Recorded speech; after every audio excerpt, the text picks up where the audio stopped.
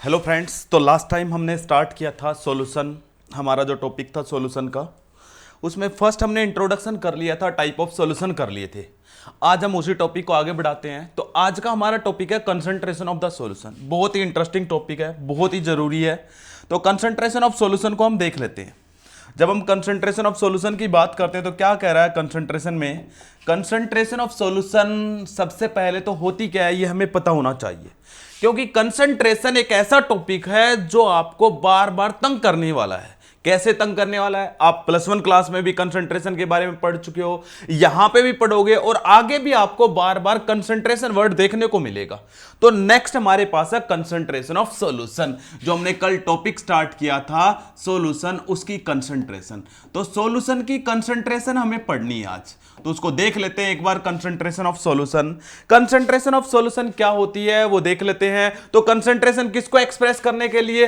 Composition जो होती है ना, सॉल्यूशन की कंपोजिशन को डिस्क्राइब करने के लिए हम कंसंट्रेशन का यूज करते हैं। तो सबसे पहले हमारे से एक क्वेश्चन पूछा जा सकता है, किसको एक्सप्रेस करने के लिए कंसंट्रेशन का यूज किया जाता है? तो concentration is used to express the concentration is used to express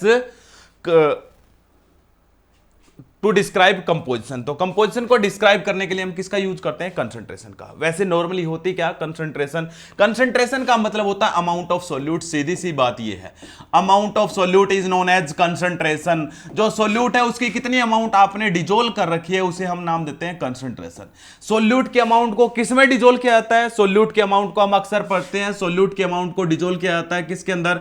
solute को आप किसके साथ मिक्स करते हो? सॉल्वेंट के साथ। जब आप सॉल्यूट को सॉल्वेंट के साथ मिक्स कर देते हो तभी आपका क्या बनता है? सॉल्यूट को सॉल्वेंट के साथ मिक्स कर दिया है तो हमारा क्या प्रिपेयर हो जाता है? सॉल्यूशन प्रिपेयर हो जाता है। इसलिए हमसे बोला जाता है amount of solute present in the solvent, या फिर आप बोल सकते हो amount of solute in solution. आपने जो सॉल्यूट की अमाउंट डिजोल्व की गई है वो सॉल्यूट में कितनी डिजोल्व की, सॉल्वेंट में कितनी डिजोल्व की है या सॉल्यूशन के अंदर कितनी डिजोल्व की गई है, उसी को हम क्या नाम देते हैं? कंसंट्रेशन। तो कंसंट्रेशन जो वर्ड है वो है amount of solute. Amount of solute किस में ले सकते हो आप? अमाउंट ऑफ सॉल्यूट को आप ग्राम में भी ले सकते हो। मान लेते हैं हमने ग्राम में ले लिया कि हमने 10 ग्राम सॉल्यूट जो है डिजोल्व कर रखा है। 10 gram solute is dissolved into the 90 gram solvent. ऐसा लिख सकते हैं 10 gram solute dissolved into the 90 gram solvent.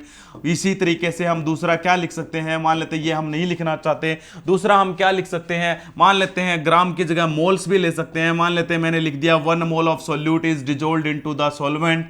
तो आप क्या कर सकते हो, जो सॉल्यूट है ना उसके अमाउंट को आप ग्राम में ले सकते हो, मोल्स में ले सकते हो, परसेंटेज में ले सकते हो। तो जो सॉल्यूट के अमाउंट को आप अलग अलग टर्म में ले सकते हो। अगर आप ग्राम में लोगे, मोल्स में लोगे, परसेंटेज में लोगे, तो उसी के अकॉर्डिंग हमारे कंसंट्रेशन की टर्म बनती है। कंसंट्रेशन के नाम चेंज होते रहते हैं, लेकिन मेनली क्या है? Amount of solute is known as concentration. जैसे जैसे आप उसको अलग अलग उसमें यूनिट में मेजर करोगे उसी के अकॉर्डिंग हमारी कंसंट्रेशन के बहुत सारे नाम बन जाते हैं, जिसमें से हम सबसे पहले जो डिस्कस करेंगे वो डिस्कस करेंगे मास परसेंटेज। तो फर्स्ट कंसंट्रेशन की टर्म है मास परसेंटेज, बहुत ही ज्यादा इंपॉर्टेंट है, जिसको किससे डिनोट किया जाता है? Mass percentage is denoted by W/W।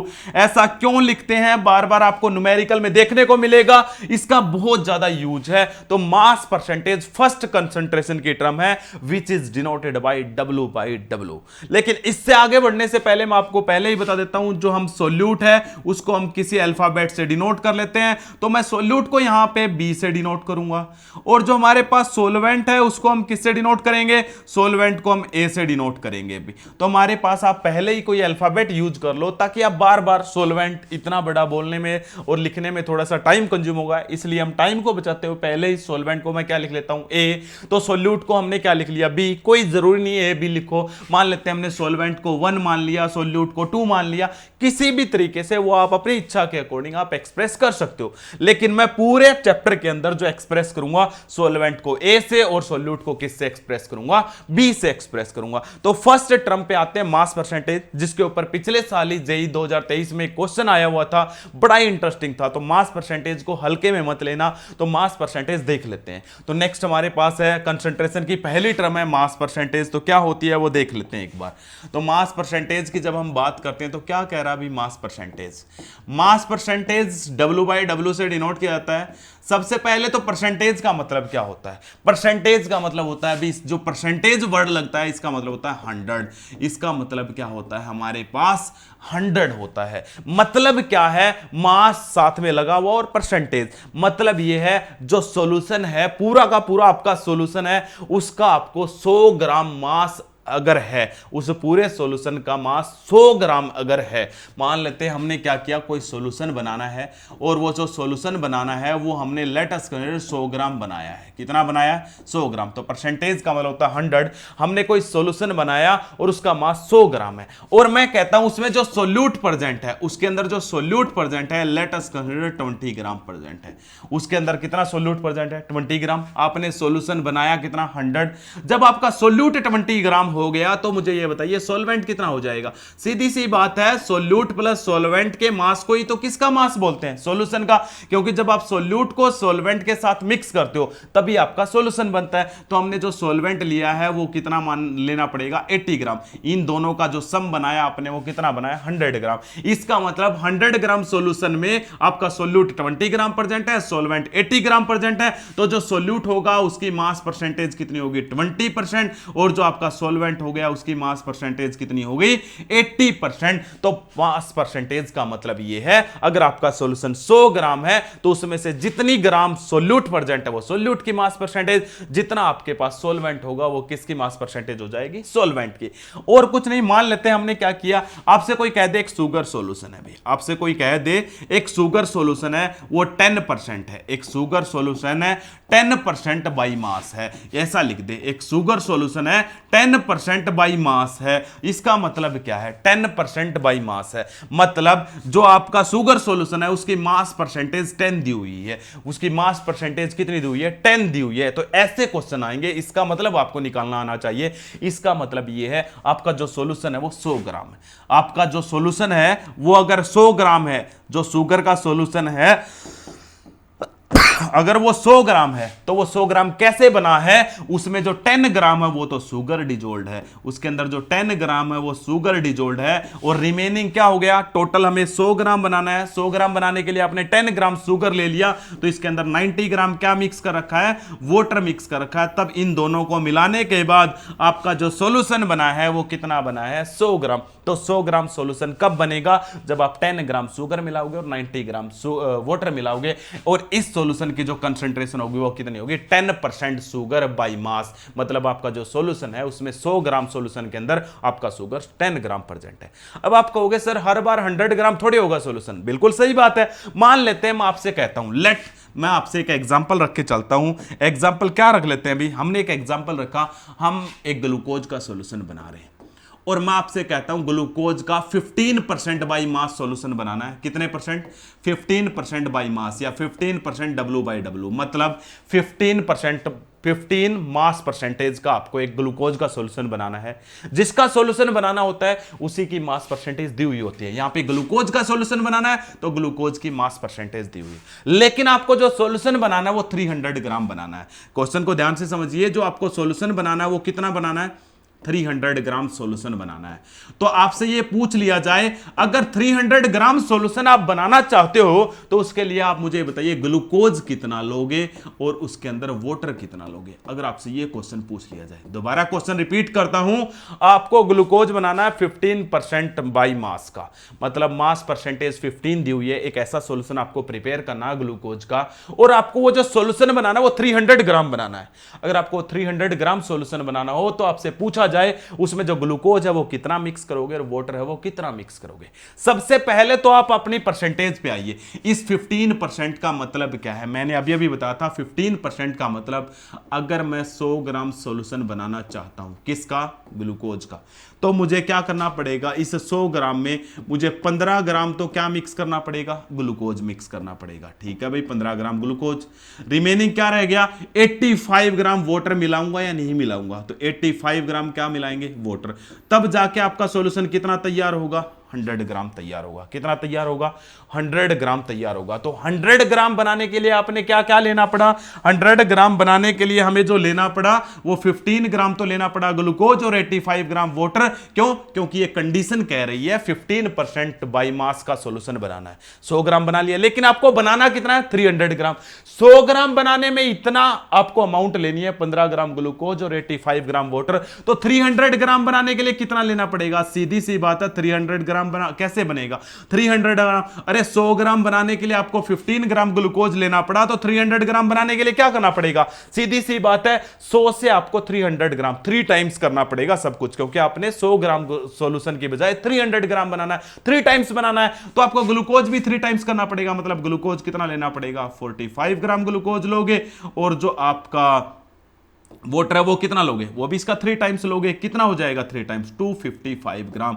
तो आप जो वाटर लोगे वो 255 ग्राम। अब देखिए दोनों को मिला दोगे तो 300 ग्राम बन गया, नहीं बन गया? तो ये जो 300 ग्राम सॉल्यूशन बनाना, इसकी मास परसेंटेज कितनी है? 15% है। इसकी जो मास परसेंटेज है वो कितनी है? 15% है।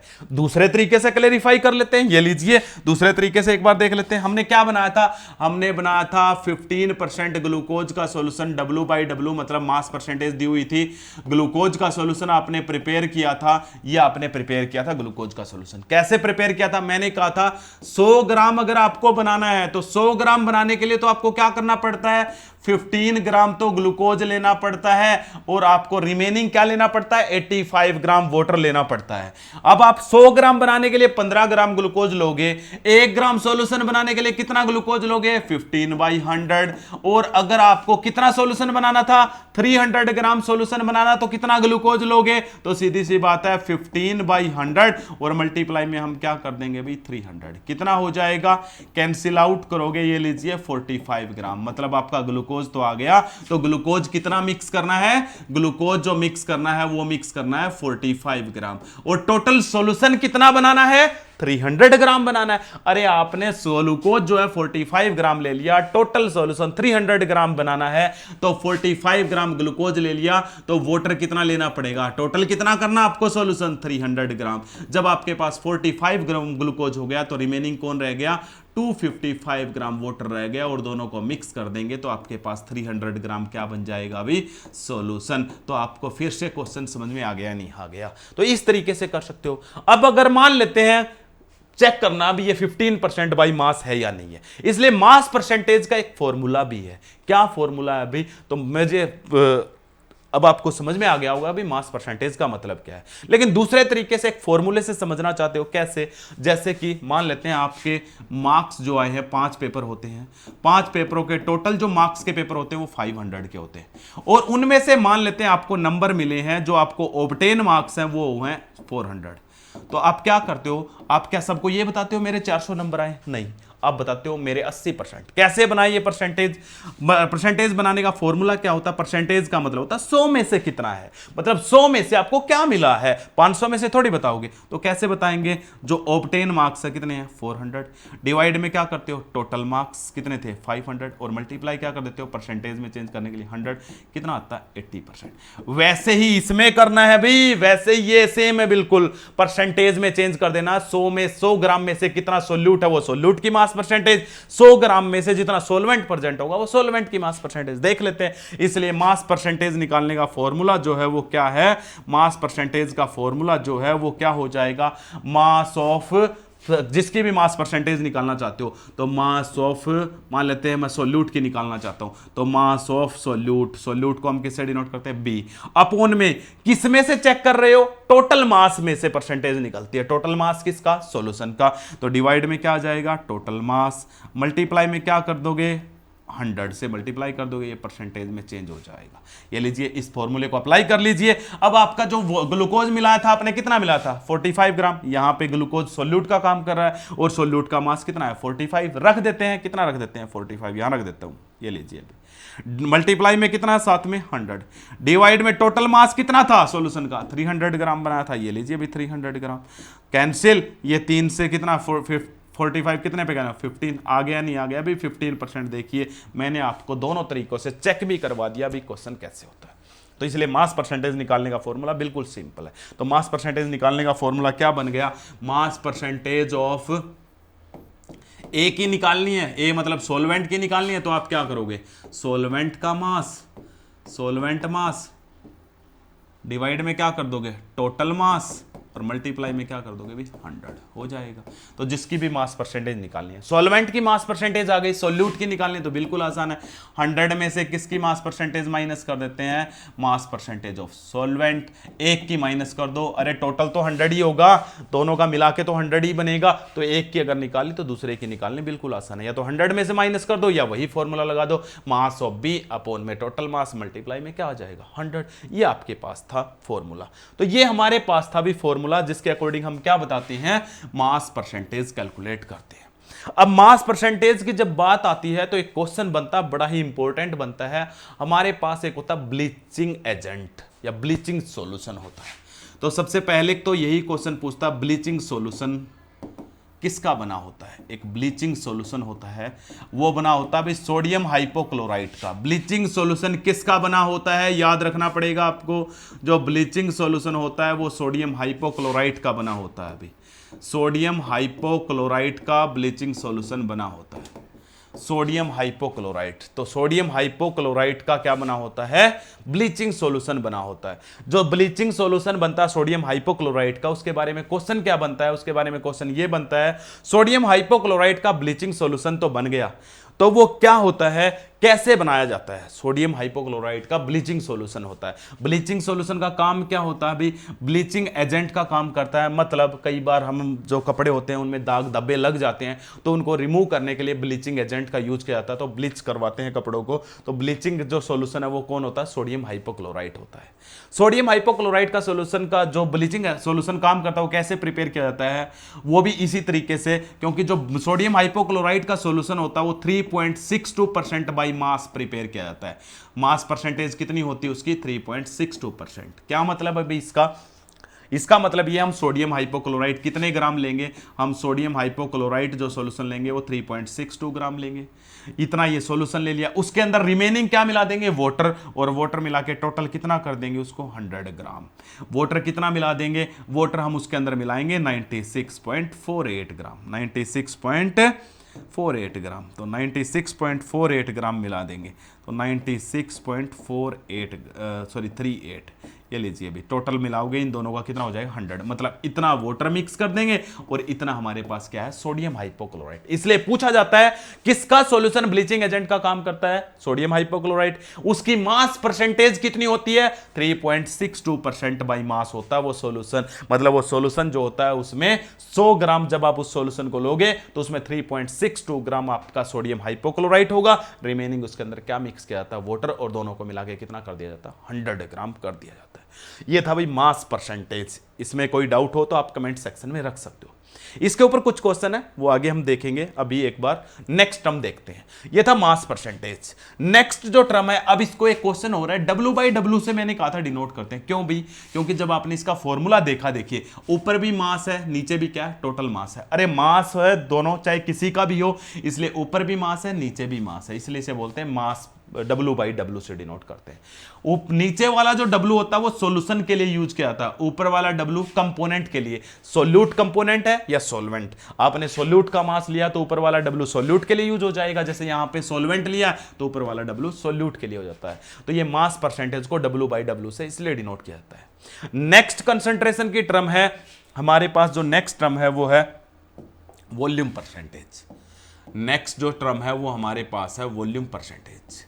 अब एक बात और कर लेते हैं यहां पे, जब हम इनकी बात करते हैं, जो ये कंसंट्रेशन की टर्म चल रही हैं, सबसे पहले हमने मास परसेंटेज की है, दूसरी हमने की है वॉल्यूम परसेंटेज, जिसको V बाई V से डिनोट किया जाता है। अब समझ गए होंगे इसको V बाई V से क्यों डिनोट किया जाता है, क्योंकि इसमें वॉल्यूम यूज होगा। सिर्फ इतना ही चेंज है, वहां पे हम मास यूज करते हैं मास परसेंटेज में, यहां पे वॉल्यूम, और कोई भी चेंज नहीं है, रिमेनिंग सारे फैक्टर सेम रहेंगे। लेकिन जो अब हम ये कंसंट्रेशन की टर्म पढ़ रहे हैं, इन्हें बोला जाता है क्वांटिटेटिव टर्म्स। इन्हें क्या बोला जाता है, क्वांटिटेटिव। क्वांटिटी बता रहे हैं, एग्जैक्ट अमाउंट बता बता रहे हैं सोल्यूट इतना मिलाया गया, सॉल्वेंट इतना बनाया गया। इसके अलावा एक टर्म पहले ओल्ड टाइम में और पढ़ते थे, क्वालिटेटिवली। क्वालिटेटिवली भी हम बताते थे कि क्वालिटेटिवली आपका सॉल्यूशन की जो कंसंट्रेशन है वो कैसी है। क्वालिटेटिवली का मतलब क्या भाई? क्वालिटेटिवली हम बताते थे कि हमारे पास दो सॉल्यूशन अक्सर हम पढ़ते थे। कौन कौन से दो सॉल्यूशन पढ़ते थे? एक हम पढ़ते थे भाई डाइल्यूट सॉल्यूशन, और दूसरा हम पढ़ते थे कंसंट्रेशन सॉल्यूशन, कंसंट्रेटेड सॉल्यूशन।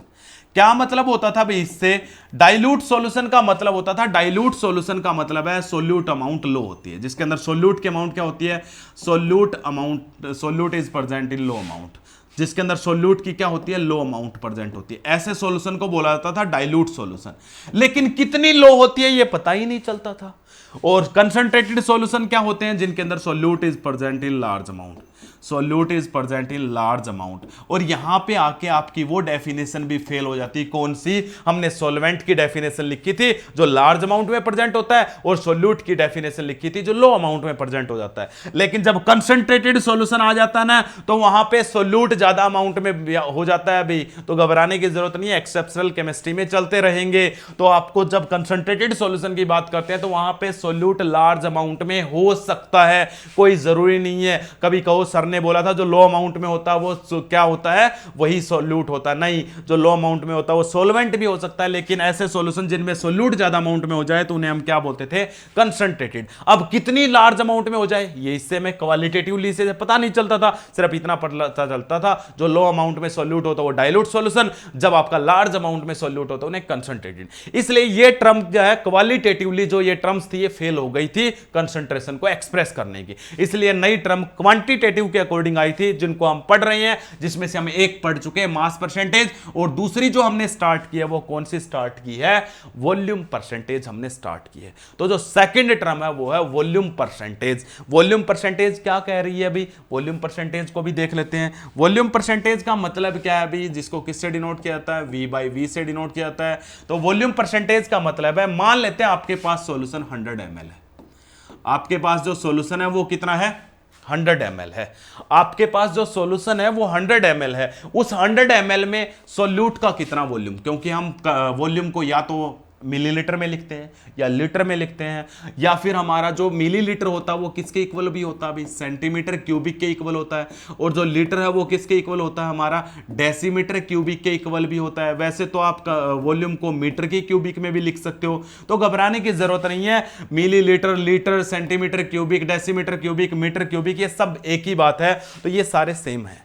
लेकिन हमारे पास क्या कह रहा है? ये कह रहा है हमारे पास सॉल्यूशन है वो हमने 100 ml लिया है।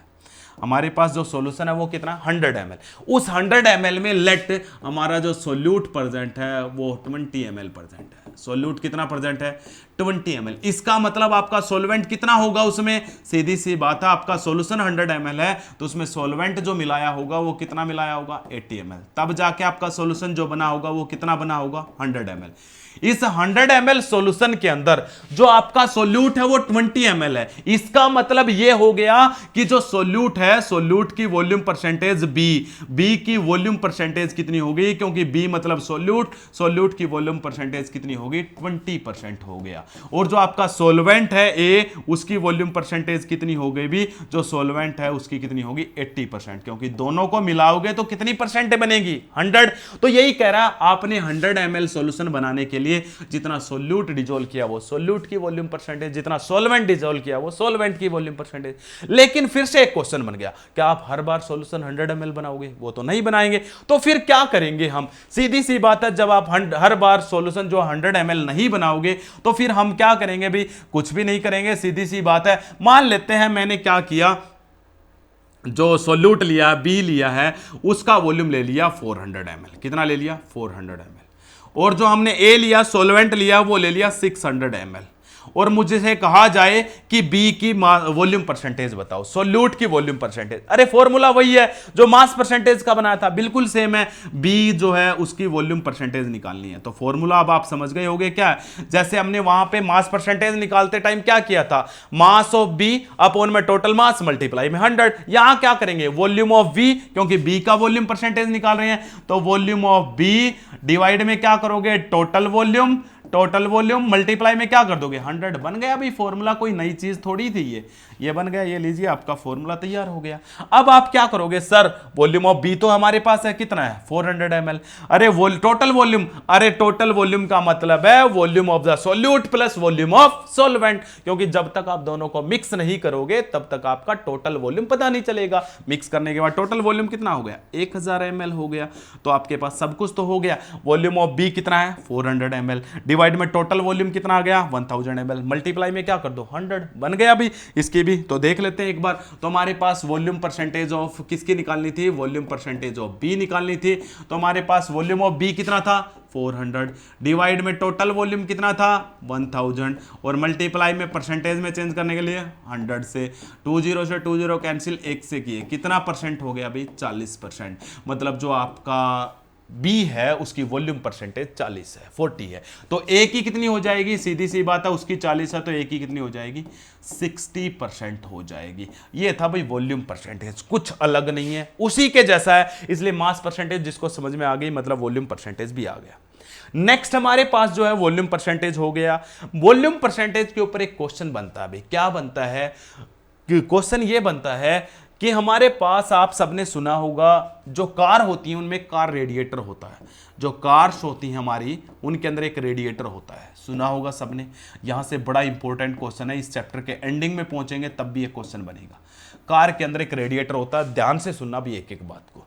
रेडिएटर का काम क्या होता है, ये इंजन को ठंडा रखने के लिए कूलिंग एजेंट का काम करता है, इंजन को ठंडा रखने के लिए या कूलिंग एजेंट का काम करता है। ये इंजन को ठंडा रखने के लिए कार रेडिएटर होता है, ठीक है, इंजन को ठंडा रखने के लिए। तो इंजन को ठंडा रखने के लिए एक टाइप से ये कह सकते हैं कूलिंग एजेंट है, मतलब इंजन को ठंडा रखने के लिए हम क्या डालते हैं, कार रेडिएटर होता है कार के अंदर। उस रेडिएटर में कुछ ना कुछ तो डाला जाता होगा, कार रेडिएटर के अंदर एक सॉल्यूशन डाला जाता है, वो कूलिंग एजेंट का काम करता है, मतलब इंजन को ठंडा रखता है। तो उस कार रेडिएटर के अंदर जो कूलिंग एजेंट के लिए इंजन को ठंडा रखने के लिए जो लिक्विड डाला जाता है उसका नाम पूछता है अभी, उसको बुलाता है इथाइलिन ग्लाइकोल। किसका सॉल्यूशन होता है भाई, इथाइलिन ग्लाइकोल का सॉल्यूशन होता है, वाटर के साथ मिक्स करके डाला था इथाइलिन ग्लाइकोल। और इथाइलिन ग्लाइकोल को एक और नाम भी कूलिंग एजेंट या एंटी फ्रीजिंग एजेंट भी बोलते हैं इसको। तो एंटी फ्रीजिंग एजेंट का नाम पूछा जाए तो कौन आएगा, ethylene glycol, anti freezing agent. तो कार रेडिएटर के अंदर कूलिंग एजेंट में या एंटी फ्रीज एजेंट कौन डाला जाता है, इथाइलिन ग्लाइकोल। क्या फॉर्मूला होता है इथाइलिन ग्लाइकोल, CH2, इसके इधर भी OH लगा हुआ है, इधर भी OH लगा हुआ है, ये आपके पास होता है अभी क्या है, ये हमारे पास है इथाइलिन ग्लाइकोल। ये कार रेडिएटर में डाला जाता है इंजन को ठंडा रखने के लिए, जो कूलिंग एजेंट का काम करता है, एंटी फ्रीजिंग एजेंट का काम करता है। लेकिन ये कह रहा है ये क्या काम होता है वो डिटेल में हम लास्ट में इस चैप्टर में देखेंगे। अभी तो सिर्फ हमें इतना पता होना चाहिए ये कूलिंग एजेंट का काम कौन करता है, कार रेडिएटर में किसका सॉल्यूशन डाला जाता है, इथाइलिन ग्लाइकोल किसके साथ मिक्स करके, वाटर के साथ। लेकिन किस रेशो में मिलाया जाता है, तो वो वॉल्यूम परसेंटेज के अकॉर्डिंग मिलाया जाता है। कितना मिलाया जाता है अभी, जो इथाइलिन ग्लाइकोल मिक्स करते हैं ना, इथाइलिन ग्लाइकोल जो मिक्स किया जाता है ये होता है CH2OH, यहां पे भी क्या होता है OH। जो ये इथाइलिन ग्लाइकोल मिक्स करते हैं ना, ये कैसे मिक्स किया जाता है अभी, 35% वॉल्यूम परसेंटेज के अकॉर्डिंग, V/V 35% वॉल्यूम परसेंटेज के अकॉर्डिंग मिक्स किया जाता है। मतलब इथाइलिन ग्लाइकोल जो मिक्स किया जाता है उसकी परसेंटेज जो होती है, उसकी वॉल्यूम परसेंटेज कितनी होती है, 35 होती है। क्या मतलब है, अगर हम सॉल्यूशन 100 ml बना रहे हैं, 100 ml कार रेडिएटर में हमें 100 ml इथाइलिन ग्लाइकोल का सॉल्यूशन डालना है, तो वो कैसे बनेगा, वो बनेगा भी उसके अंदर हम 35 ml तो मिलाएंगे इथाइलिन ग्लाइकोल जिसको सिंपली बोल सकते हो, तो कितना मिलाओगे 35 ml। रिमेनिंग टोटल कितना करना है, इसको 100 करना है, तो 35 ml तो आपने ग्लाइकोल मिला लिया, रिमेनिंग 65 ml आप क्या मिक्स कर दोगे इसके अंदर, वाटर, तब जाके आपका टोटल जो सॉल्यूशन बनेगा वो 100 ml। लेकिन आप कहोगे सर क्या कार रेडिएटर में 100 ml ही वाटर डलता है इथाइलिन ग्लाइकोल के साथ मिक्स करके। अरे मैं ऐसा नहीं कह रहा हूं, मान लेते हैं आपकी परसेंटेज इसके अकॉर्डिंग बनेगी, मान लेते हैं आपको 1 लीटर बनाना है, मान लेते हैं कार रेडिएटर में 1 लीटर डलता है, तो इसी रेशो में बनाएंगे ना। 100 ml बनाने के लिए आपने ग्लाइकोल 35 ml लिया, तो हमें कितना 1 लीटर बनाना है। 1 लीटर का मतलब 1000 ml अगर मुझे बनाना हो तो मैं जो ग्लाइकोल है उसको कितना ले लूंगा, 350 ml ले लूंगा, और जो आपका वाटर है उसको कितना मिक्स कर लेंगे, 650 ml बना लेंगे, और दोनों को मिक्स करके टोटल कितना हो जाएगा 1000 ml, 1 लीटर चाहिए। लेकिन जब आप इस सॉल्यूशन की वॉल्यूम परसेंटेज निकालोगे ना तो वो भी 35% आएगी, और इस सॉल्यूशन की भी जो परसेंटेज है वो 35। एक स्टैंडर्ड सेट कर दिया भाई, 100 ml में आप ऐसे मिलाओगे तो 1000 में ऐसे बना लो। मान लेते हैं आपसे कोई कह दे भैया आपको सॉल्यूशन जो बनाना ना इथाइलिन ग्लाइकोल को वो 500 ml बनाना है, आधा लीटर आपके कार रेडिएटर में डलेगा, तो सीधी सी बात है मैं एक ही बात कहूंगा, 100 ml सॉल्यूशन मुझे बनाने के लिए इथाइलिन ग्लाइकोल जो जरूरत पड़ता है, कितना ग्लाइकोल की रिक्वायरमेंट होती है 35 ml। कितने की रिक्वायरमेंट होती है 35 ml। 1 ml बनाने के लिए मुझे कितने ग्लाइकोल की जरूरत पड़ेगी 35/100। मुझे बनाना कितना है 500 ml, तो 500 ml बनाने के लिए मुझे कितने ग्लाइकोल की जरूरत पड़ेगी 35/100 मल्टीप्लाई में क्या हो जाएगा 500, तो मुझे कितने की जरूरत पड़ेगी, कैंसिल करोगे तो कितना आ जाएगा भाई 175 ml। तो इतना तो मैं ग्लाइकोल ले लूंगा, रिमेनिंग इसको 500 ml पूरा करने के लिए मतलब 325 ml क्या मिला दूंगा इसके अंदर, 325 ml वाटर मिक्स कर दूंगा, और दोनों को मिक्स करने के बाद टोटल कितना बन जाएगा 500 ml बन जाएगा, नहीं बन जाएगा। अरे ये तो एक स्टैंडर्ड सेट किया गया है भी, इतने परसेंट उसकी वॉल्यूम परसेंटेज होती है 35% की। लेकिन क्या है ये इथाइलिन ग्लाइकोल मिलाते क्यों है, पहले ओल्ड टाइम में नहीं मिलाते थे, पहले गाड़ियों में सिर्फ कार रेडिएटर में वाटर डाला जाता था। वाटर भी एक कूलिंग एजेंट का काम करता है, इंजन को ठंडा रख सकता है, लेकिन इथाइलिन ग्लाइकोल की जरूरत क्यों पड़ी वो मैं एक बार आपको बताता हूं कैसे जरूरत पड़ी। पहले क्या होता था, मान लेते हैं ये कार का इंजन है, ठीक है, ये हमने मान लिया ये कार का इंजन है, यहां पे कार का रेडिएटर है, रेडिएटर में कोल्ड वाटर होता है, ठीक है, ये कोल्ड वाटर है, और इसकी पाइप इस इंजन के बीचों बीच से चली जाती है, ठीक है, इंजन के बीचों बीच से गई, यहां से जैसे ही इंजन थोड़ा सा गर्म हुआ, इंजन गर्म हो गया तो उसको कूलिंग एजेंट की जरूरत है, उसको ठंडा रखने की जरूरत है, यहां से कोल्ड वाटर इस पाइप के थ्रू इसमें से जाएगा, जैसे इस इंजन के बीचों बीच से गुजरेगा इंजन की हीट को ले लेगा, ये वाटर इंजन की हीट को लेगा तो इंजन थोड़ा सा ठंडा हो जाएगा। जैसे ये पानी यहां से इंजन के अंदर से निकलेगा फिर से ये यहां पहुंचेगा कार रेडिएटर के पास, ये लीजिए भाई ये पहुंच गया। जैसे यहां से ये पानी लिखना है, ये कैसा पानी था हॉट वाटर था, ये कैसा था हॉट वाटर था, इस हॉट वाटर को वापस ठंडा भी तो करना पड़ेगा। जैसे ये पानी यहां से यहां आया, यहां से यहां वापस कार रेडिएटर के पास पहुंचा, कार रेडिएटर का काम क्या है, जो यहां से गर्म पानी आया उसको ठंडा करना, ठीक है, ये इस पानी को ठंडा कर देगा। ये ठंडा पानी फिर से जब इंजन को दोबारा जरूरत होगी ये फिर से इंजन के पास जाएगा, इंजन की हीट को लेगा, इंजन को ठंडा रखेगा, फिर से अगर कोई पानी कोई वाटर हीट को लेगा तो वो गर्म होगा या नहीं होगा, यहां से जो पानी निकलेगा फिर से वो हॉट होगा, हॉट होगा तो यहां पे आते आते ये फिर से किसके पास पहुंचेगा, रेडिएटर के पास पहुंचेगा, और रेडिएटर क्या रखेगा भी इसको पानी को ठंडा कर देगा, फिर से ये ठंडा पानी जब इंजन को जरूरत होगी तो इंजन के पास जाएगा, ऐसे प्रोसेस चलता है, ठीक है। तो इसलिए पानी से काम चल जाता था। लेकिन क्या हुआ, इसमें इथाइलिन ग्लाइकोल क्यों मिक्स करना पड़ा, लेकिन क्या हुआ, जैसे ही क्या हुआ आगे बढ़ने लगे, आगे क्या बढ़ने लगे, अब गाड़ी तो हिली एरियाज में भी चलती है, जैसे ही गाड़ी हिली एरियाज में जाती है तो हिली एरियाज में आप देखते हो जैसे कि लेह वगैरह में हमारा जो टेम्परेचर है सर्दी के दिनों में -10 -20 डिग्री सेल्सियस -30 डिग्री सेल्सियस पे पहुंच जाता है। कितना पहुंच जाता है, -30 डिग्री सेल्सियस तक भी पहुंच जाता है। अब क्या किया जाए भाई, -30 डिग्री सेल्सियस हो गया टेम्परेचर, मुझे ये बताइए, हमें पता हमारा जो वाटर है वो 0 डिग्री सेल्सियस से नीचे आते ही जमना स्टार्ट हो जाता है, फ्रीज होना स्टार्ट हो गया।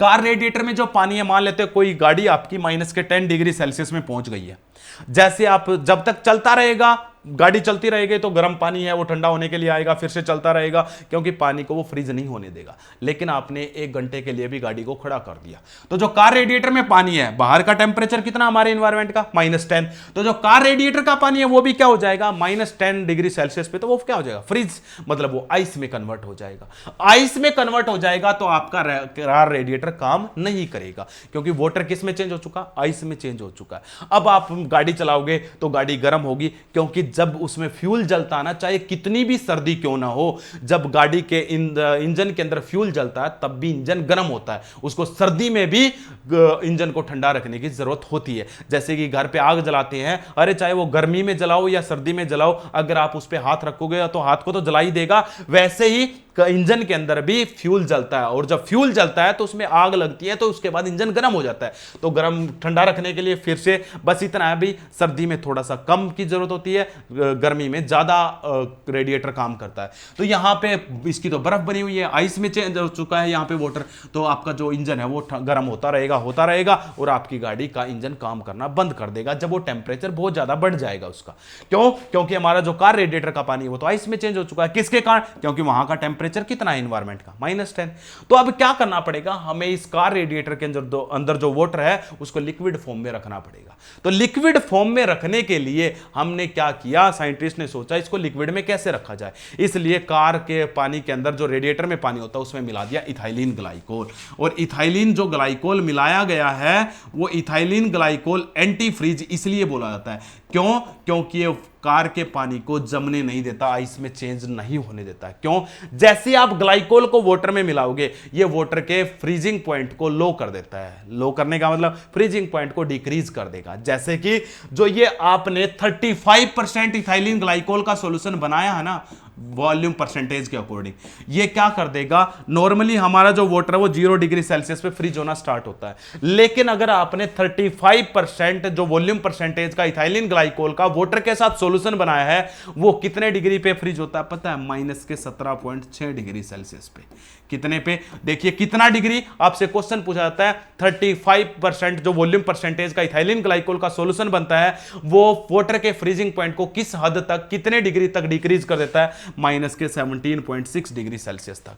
मतलब अब इस वाटर को फ्रीज होने के लिए कितना टेम्परेचर चाहिए? -17.6 डिग्री। हमारा इन्वायरमेंट का कितना था? -10। मतलब -10 के ऊपर भी ये वाटर आइस में चेंज नहीं होगा, क्योंकि आइस में चेंज होने के लिए इसको कितना टेम्परेचर चाहिए? -17.6 डिग्री सेल्सियस। तो जैसे जैसे और ज्यादा अगर आप इसके अमाउंट बढ़ा दोगे तो इसको फ्रीज होने के लिए और लो टेम्परेचर की रिक्वायरमेंट होगी। जिस देश में टेम्परेचर -50 -60 डिग्री सेल्सियस होता है वहां पे कार रेडिएटर में इथाइलिन ग्लाइकोल बहुत ज्यादा अमाउंट में मिला देते हैं, जिसके कारण वो वाटर के फ्रीजिंग पॉइंट को बहुत कम कर देता है, और फ्रीजिंग पॉइंट कम होगा तो वो कार रेडिएटर में जो पानी है वो आइस में चेंज नहीं होगा, इसलिए इसे बोला था एंटी फ्रीजिंग एजेंट। और ये 35% का जो सोल्यूशन होता है ये कितने डिग्री कम करता है वाटर का freezing point? -17.6 degree Celsius.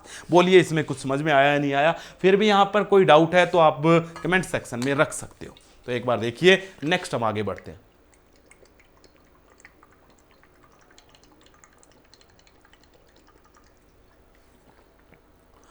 Next हम आगे बढ़ते हैं भाई, हमारे पास वॉल्यूम परसेंटेज भी हो गया।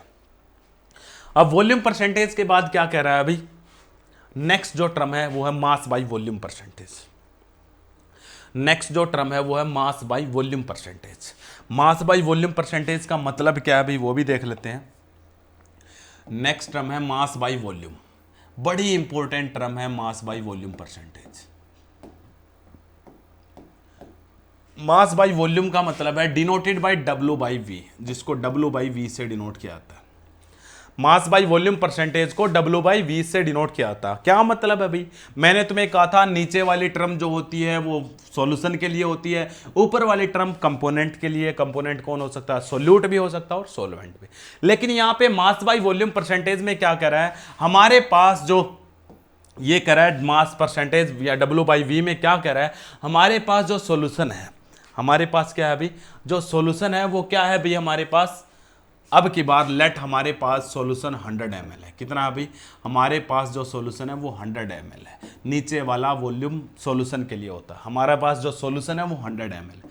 उस 100 ml सॉल्यूशन के अंदर आपकी सोल्यूट की मास कितनी मिक्स की हुई है? सोल्यूट की मास, तो सोल्यूट का मास कितना मिक्स किया हुआ है उसी को हम बोलते हैं mass by volume percentage.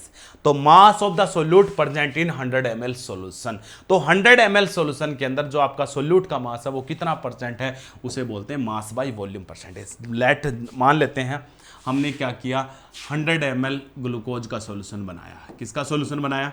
Glucose का सॉल्यूशन बनाया 100 ml। लेकिन कैसे बनाया?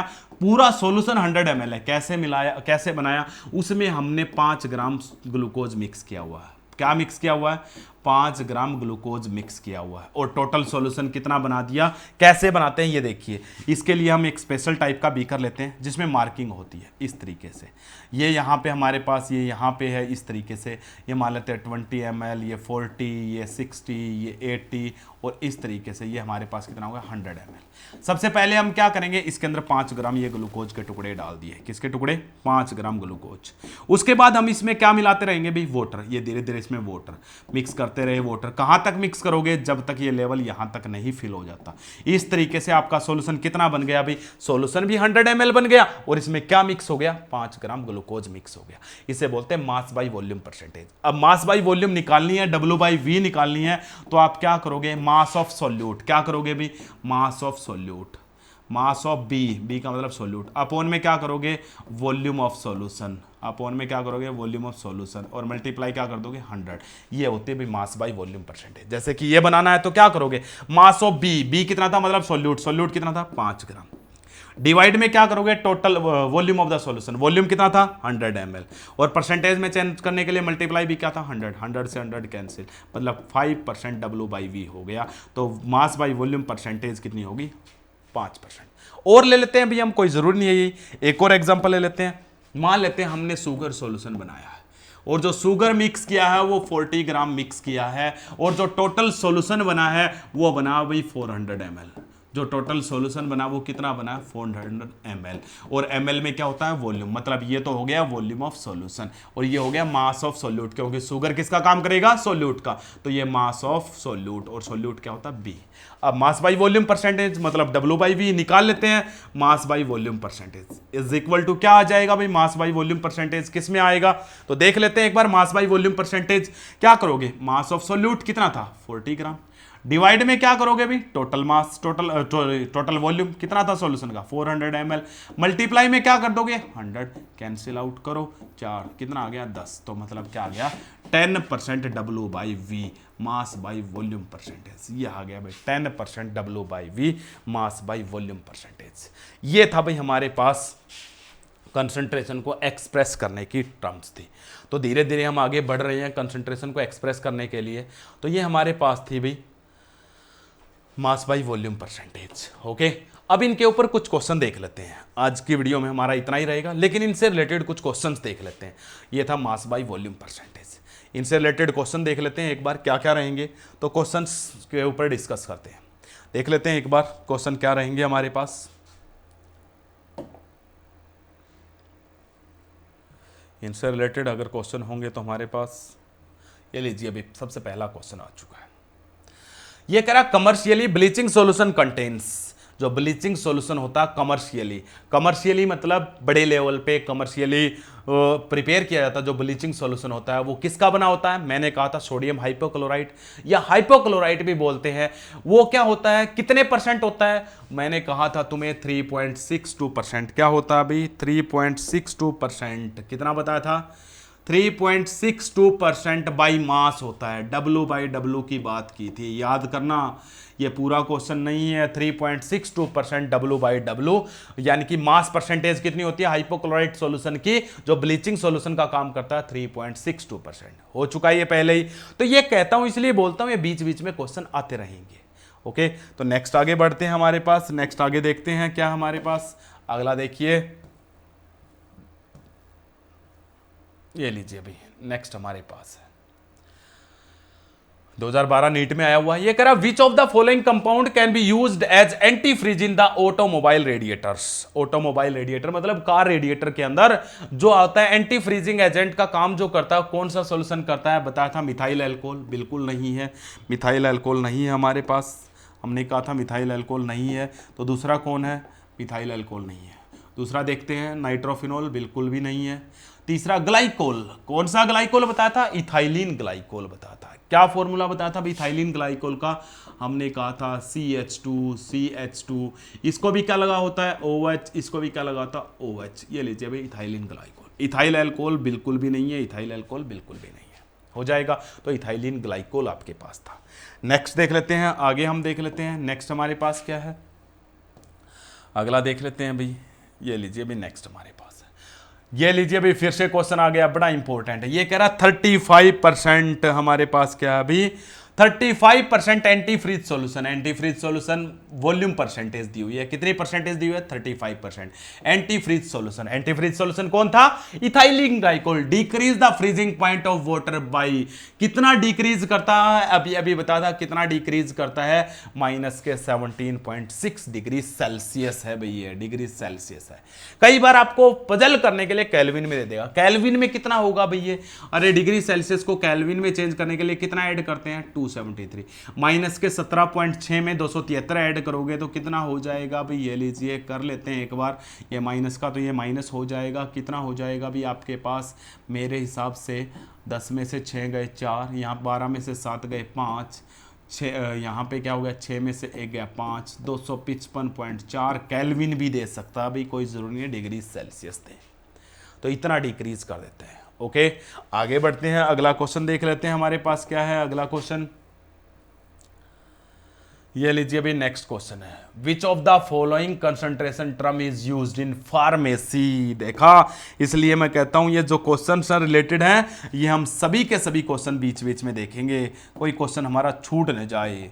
तो ये कह रहा फार्मेसी के अंदर कौन सी कंसंट्रेशन की टर्म यूज होती है, ये पूछ रहा फार्मेसी के अंदर, मेडिसिन बनाने में फार्मेसी में, तो फार्मेसी के अंदर मास परसेंटेज बिल्कुल यूज नहीं होती भाई, वॉल्यूम परसेंटेज बिल्कुल यूज नहीं होती, कौन सी टर्म यूज होती है, मास बाय वॉल्यूम परसेंटेज। देखिए मास बाय वॉल्यूम परसेंटेज पढ़ते टाइम हमारा ये क्वेश्चन छूट गया था। तो फार्मेसी के अंदर कंसंट्रेशन जब आप मेडिसिन बनाते हो ना तो किसके अकॉर्डिंग बनाई जाती है, मास बाय वॉल्यूम परसेंटेज के अकॉर्डिंग उनकी कंसंट्रेशन ली जाती है पूरे सैंपल की, उसके बाद उनकी मेडिसिन टैबलेट बनाई जाती है। तो फार्मेसी में कौन सा यूज होता है, mass by volume percentage, note कर लेना भाई। नेक्स्ट आगे बढ़ते हैं, आगे देख लेते हैं एक बार नेक्स्ट हमारे पास जो टर्म होगी वो क्या होगी। अगला क्वेश्चन कोई है क्या, बहुत ही अच्छा क्वेश्चन है लेकिन यहां तक अभी हम नहीं पहुंचे हैं। अभी concentration of the pollutant in water is expressed in, बिल्कुल नहीं पहुंचे यहां तक, अगले वीडियो में आ जाएंगे यहां तक हमारे पास। यहां पे भी नहीं पहुंचे हैं, concentration of oxygen in sea water is, ये भी नहीं पहुंचे हैं अभी। नेक्स्ट हम देख लेते हैं एक बार, ये लीजिए भाई बहुत ही अच्छा क्वेश्चन, शानदार क्वेश्चन है भाई, ये लीजिए बहुत ही शानदार क्वेश्चन है, बहुत ही मजेदार क्वेश्चन है, ये मान लीजिए बहुत ही मजेदार क्वेश्चन है भाई, मजा आने वाला इस क्वेश्चन में, बहुत ही मजेदार क्वेश्चन है, ये मान लीजिए आप, ये लीजिए अभी ये कह रहा है solution of sugar is obtain by mixing 200 gram of its 25%। JEE में आया हुआ है, मेन में आया हुआ है, 2023 का क्वेश्चन है। ये कह रहा है solution of sugar is obtained by mixing 200 gram of 25% solution and 500 gram of it's 40% solution both by mass. ये कह रहा हमने दो सोल्यूशन मिक्स किए हैं, कौन कौन से मिक्स किए, क्वेश्चन को ध्यान से देखना भाई, बाकी कुछ देखने की जरूरत नहीं है।